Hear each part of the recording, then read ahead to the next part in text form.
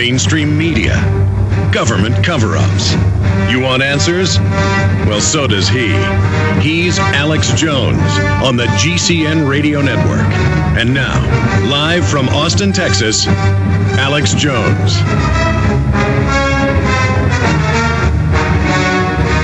By the way, even as we face down the New World Order, we have to continue funding our operation. We've got to do that with political pamphlets, books, videos, things that wake others up.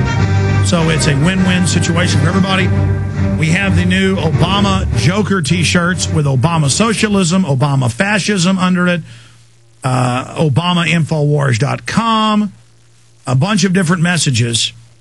And it's similar to the popular image that was spammed all over the walls of Los Angeles by some unnamed party. It's all available right now at Infowars.com or by calling 888-253-3139. A lot of people ordering it. We have the T-shirts being manufactured right now. They'll be in next week and shipped out to you. So be the first person to have one of these. This image just hit the streets Monday, and we've already got it in mass production on Tuesday, shipping out next week. So get those at Infowars.com or 888-253-3139. Okay, I want to go to phone calls. Stan, Steve, Mark, Andy, Tim, and many others. The toll-free number to join us, 800-259-9231. But when I go to callers, ask your question of Steve or myself, and then make a quick point, and then we're going to let you go so the next person can get on. But I wanted to run through a few more points here in the 51 minutes we have left before Ron Paul gets here, so we got to hurry. And I'll have to have Steve back up later next week because there's so much he's got to cover. And in between the two of us, there's so many facets. Food, total control. The feds have been practicing locking down food centers and admitting that. They did everything they could to get us into compact cities, urbanize us, get us off the land, animal ID, premises ID to shut down the farms and ranches, consolidate in big agribusiness. The UN says they'll use food as a weapon in Africa, in Asia, in Latin America. They actually will get the people starving and then make them come in and accept shots to get food. Then they sterilize them. The UN's been caught doing this. And the White House is proposing, the White House science czar, it's already going on. We know that this flu shot, all the different varieties, doesn't even cover the mutations, doesn't even protect you. The public's stampeding and taking last year's flu shot that has nothing to do with it. We know they're testing all these different vaccines that are live virus. That is mainstream news.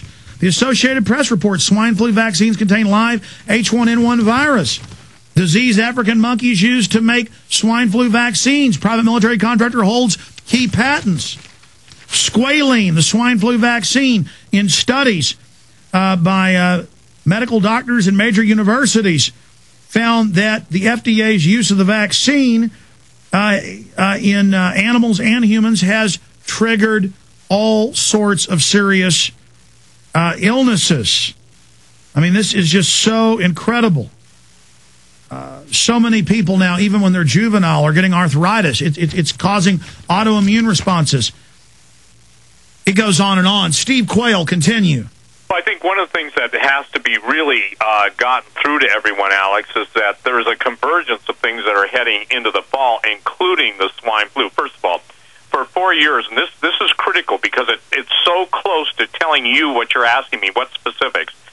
We have been tracking on my radio program and a lot of contributing military people and others in the intelligence community the presence of Russian and Chinese subs off the coast. Now, different forums said I was full of crap, and my co-host, Hawk, we didn't know what we were talking about. The thing is that when you have two Akula-class subs off the East Coast, and what they're not telling the people is they're opening their launch platforms, and they have... Wait, I got to stop you again, Steve, because I never toot our horn or your horn like we should.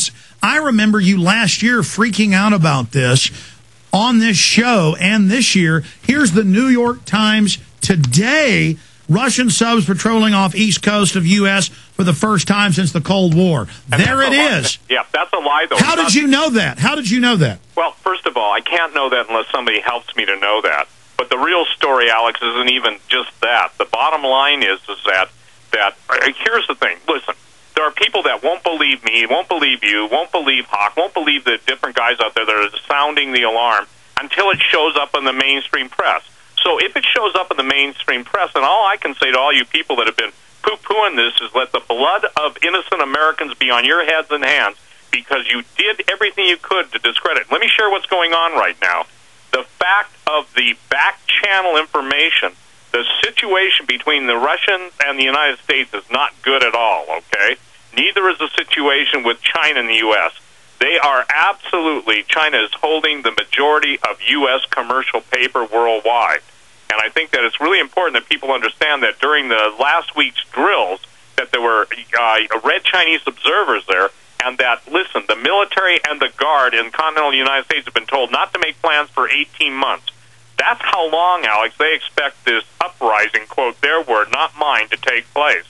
And again, listen, we've been told by sources deep in the military that for the law enforcement officials that their families are going to be supposedly held in a safe place while they are deployed, but that they're not. They're going to be held almost as hostages and pawns to basically force the cops to do what they normally wouldn't do. Now, this is coming from inside military, and you know the whole event is to basically put our law enforcement out there as the first line of enforcement, and then get them all the way. This is exactly what Hitler did. And so we've got Israel and Iran, the wild cards. We've got Russian and Chinese subs, and we don't have the P-3 Orion's P-3 Orion sub-chasing capabilities we used to have. We've got real problems within our sold-out Pentagon. We have sold some of our most important national secrets. And by the way, I don't think people mentioned this story.